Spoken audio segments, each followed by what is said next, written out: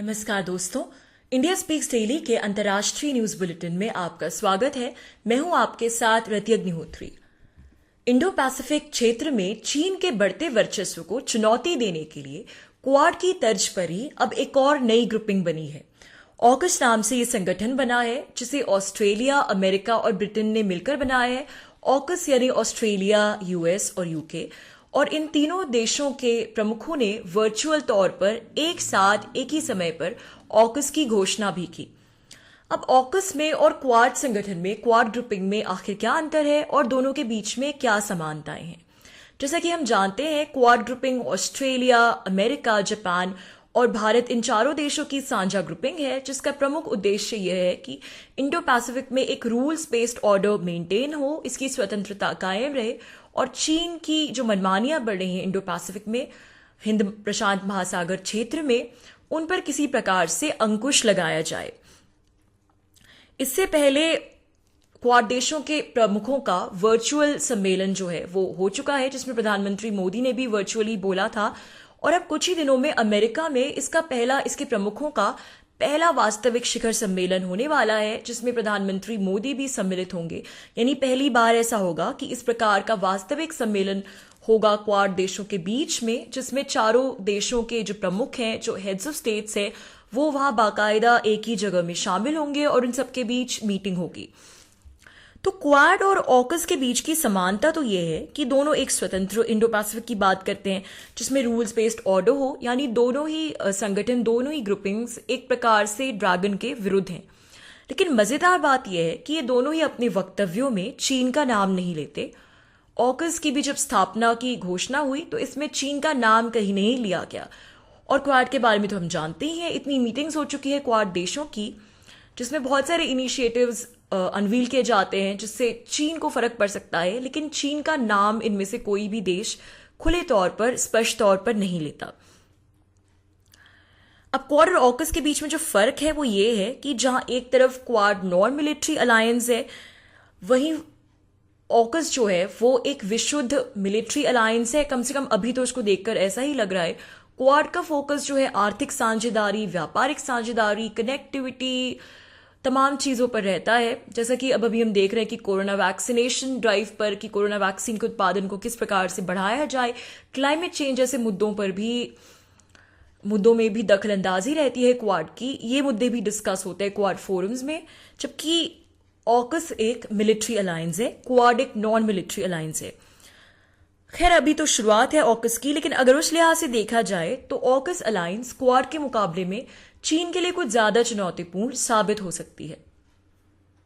इस समझौते की सबसे महत्वपूर्ण बात यह है कि इसके तहत ऑस्ट्रेलिया, ब्रिटेन और अमेरिका के साथ मिलकर उनकी मदद से एटमी ऊर्जा से संचालित पनडुब्बियां यानी न्यूक्लियर सबमरीन्स बनाएगा, उन्हें हासिल करेगा। और इंडो पैसिफिक के लिए, क्षेत्र के लिए न्यूक्लियर सबमरीन्स होंगी। यानी अगर ऑस्ट्रेलिया चाहे तो इंडो पैसिफिक क्षेत्र में न्यूक्लियर सबमरीन्स को डिप्लॉय कर सकता है। अब ये एक बड़ी बात है, क्योंकि न्यूक्लियर सबमरीन्स बनाने की एक एक्सक्लूसिव टेक्नोलॉजी है अमेरिका के पास, जिसे अब तक अमेरिका ने सिर्फ अपने अलावा ब्रिटेन के साथ शेयर किया है। और 50 साल में ये पहली बार हो रहा है कि अमेरिका ब्रिटेन के अलावा अब किसी और देश के साथ इस टेक्नोलॉजी को शेयर करेगा। ब्रिटेन के साथ जो शेयर किया था वो 50 साल पहले किया था। इसलिए चीन की तरफ से अभी से बहुत आलोचना देखने को भी मिल रही है कि इस प्रकार की न्यूक्लियर सबमरीन टेक्नोलॉजी भला अमेरिका ऑस्ट्रेलिया को देकर क्या जताना चाहता है। अब इस ग्रुपिंग की घोषणा से फ्रांस बुरी तरह से तिलमिला गया है। फ्रांस को क्यों गुस्सा आया? क्योंकि दरअसल ऑस्ट्रेलिया का फ्रांस के साथ कॉन्ट्रैक्ट था और खबरों के अनुसार ये कॉन्ट्रैक्ट पूरा हो चुका था। इसकी घोषणा भी हो चुकी थी सार्वजनिक तौर पर कि ऑस्ट्रेलिया फ्रांस से डीजल सबमरीन्स खरीदेगा, डीजल सबमरीन्स का प्रोक्योरमेंट होगा। और फिर अचानक बिना फ्रांस को कॉन्फिडेंस में लिए ऑस्ट्रेलिया ने न सिर्फ इस ग्रुपिंग की घोषणा की ब्रिटेन और अमेरिका के साथ मिलकर, बल्कि न्यूक्लियर सबमरीन्स बनाने की, न्यूक्लियर सबमरीन्स एक्वायर करने की भी घोषणा की। तो जाहिर सी बात है, इससे अंतर्राष्ट्रीय मंच पर फ्रांस की खासा किरकिरी हुई है, उसके अहम को भी ठेस पहुंची है। क्योंकि सिर्फ यूरोप में नहीं, विश्व में भी फ्रांस अपने आप को एक लीडर के तौर पर देखता है, एक महाशक्ति के तौर पर देखता है। और जो आर्थिक नुकसान हुआ सो अलग। फ्रांस के विदेश मंत्री ने ऑस्ट्रेलिया के इस तथाकथित धोखे पर सार्वजनिक तौर पर अपनी नाराजगी भी जाहिर की है और साथ में फ्रांस ने स्पष्ट तौर पर यह भी कहा है कि ये पूरा कॉन्ट्रैक्ट साइन हो चुका है, इसमें क्लॉजेस भी डल चुके हैं, सब सार्वजनिक है। तो अब हम ये समझना चाहते हैं कि आखिर कानूनी तौर पर किस प्रकार ऑस्ट्रेलिया इस कॉन्ट्रैक्ट से बाहर निकलेगा, ये हम देखना चाहते हैं। बात सिर्फ फ्रांस तक ही सीमित नहीं है। ऑस्ट्रेलिया, अमेरिका और ब्रिटेन ने मिलकर बिना उसे कॉन्फिडेंस मिली जिस प्रकार से इस अलायंस की घोषणा की ऑकस की, उससे यूरोपीय संघ भी सकते में है। यूरोपीय संघ को भी गुस्सा आया है। कुछ ही दिनों में यूरोपीय संघ अपनी इंडो पैसिफिक नीति की भी घोषणा करने वाला था और फिर अचानक से इस ऑकस अलायंस की घोषणा हो गई जिसके बारे में उसे कुछ भी पता नहीं था। तो अब यूरोपीय संघ ने सकते में आके ऑकस अलायंस की घोषणा के एक दिन बाद ही अपनी इंडो पैसिफिक नीति की भी घोषणा कर दी। अब यह विकसित देशों के बीच के मतभेद, इनकी पावर टसल देखने को मिलती है। ब्रेक्सिट के बाद ब्रिटेन और यूरोपीय संघ के रिश्तों में तो तनाव आया ही है।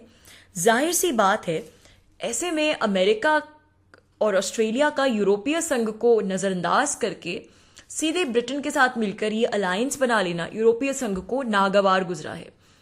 यहाँ पे एक दूसरी बात यह भी है कि जहां तक चीन का मामला है तो यूरोपीय संघ का रवैया चीन की तरफ कुछ गोलमोल सा, ढुलमुल सा, कभी हाँ कभी ना वाला रहा है। एक तरफ तो यूरोपीय संघ मानवाधिकार के मुद्दों को लेकर चीन पर, उनके ऑफिशियल्स पर प्रतिबंध भी लगाता है, लेकिन दूसरी तरफ अंतर्राष्ट्रीय मंच पर चीन की पैरवी भी करता है कि हमें चीन को अलग थलग नहीं करना चाहिए। बात दरअसल ये है कि यूरोपीय संघ के व्यापारिक हित जो हैं वो चीन के साथ जुड़े हैं और इस कदर जुड़े हैं कि वो इन व्यापारिक हितों को बिल्कुल भी नुकसान नहीं पहुंचाना चाहता और इसलिए उसका ये ढुलमुल रवैया है चीन को लेकर। अब अमेरिका पर आते हैं। अमेरिका इस प्रकार के अलायंस क्यों बना रहा है? अब वो ऊपर से तो आए दिन दिखाता रहता है कि वो ड्रैगन के वर्चस्व को चुनौती देना चाहता है, लेकिन वास्तविकता क्या है हम सभी जानते हैं। ड्रैगन के वर्चस्व को चुनौती देने के लिए क्वाड अलायंस भी बनी, उसकी कितनी मीटिंग्स भी हुई, लेकिन वास्तविकता में अब तक क्या हासिल हुआ? कुछ भी नहीं, कुछ ठोस देखने को नहीं मिला। क्वाड ग्रुपिंग के अंतर्गत भी चारों देश मिलकर कोरोना वैक्सीन बनाएंगे, क्लाइमेट चेंज, इस प्रकार के मुद्दों को लेकर बातचीत होती है, विमर्श होता है, लेकिन ड्रैगन की पॉलिसीज के विरुद्ध व्यापारिक तौर पर कि किस प्रकार से जो अंतर्राष्ट्रीय व्यापार की चेन है जो उस पर निर्भर है उसको कैसे अलग किया जाए, यानी कोई ठोस आर्थिक नीति, अगर खाली आर्थिक स्फीयर की भी बात करें तो कोई ठोस आर्थिक नीति नहीं बनती उसके ड्रैगन के वर्चस्व को चुनौती देने के लिए। उस पर अपनी निर्भरता कैसे कम करे, इसका कोई ब्लूप्रिंट देखने को नहीं मिलता क्वाड देशों के बीच में, और मिलेगा भी कैसे जब क्वाड जैसा फोरम अपनी मीटिंग्स में चीन का नाम लेने से भी हिचकता है। तो अमेरिका के लिए तो एक सिंबॉलिक पीआर एक्सरसाइज भी हो सकती है। जो कुछ भी अभी हमारे पड़ोसी देश में उसने किया है उसके बाद एक फेस सेविंग एक्सरसाइज होगी उसके लिए कि जिस प्रकार से सेना वापसी हुई है हमारे पड़ोसी देश से और जो वहां पे हालात हो गए हैं अराजकतावाद के, उसके बाद अमेरिका की जो पूरे विश्व में बदनामी हुई है, जाहिर सी बात है कि अमेरिका कुछ हद तक एक फेस सेविंग एक्सरसाइज अमेरिका की अपने आप को बचाने की कोशिश कर रहा है। हाँ, चूंकि ये मिलिट्री अलायंस और दक्षिण और सीधे सीधे इंडो पैसिफिक क्षेत्र में न्यूक्लियर सबमरीन्स उतारने की बात है तो जाहिर सी बात है कि ड्रैगन भी कुछ घबराया हुआ है। अब भारत के लिए इसके क्या इम्प्लीकेशंस हैं और क्वाड ग्रुपिंग के लिए इस नई ऑकस ग्रुपिंग के क्या मायने हैं? कैसे क्वाड ग्रुपिंग जो है वो हाशिए पर चली जाएगी, उसकी अहमियत कम हो जाएगी या फिर इससे क्वाड ग्रुपिंग और भी ज्यादा मजबूत हो जाएगी? इन सभी सवालों के जवाब के लिए तो अभी कुछ समय प्रतीक्षा करनी पड़ेगी। दोस्तों, आज के लिए बस इतना ही। बहुत जल्द आपसे फिर मुलाकात होगी कुछ नई खबरों के साथ। तब तक के लिए अनुमति दीजिए। नमस्कार।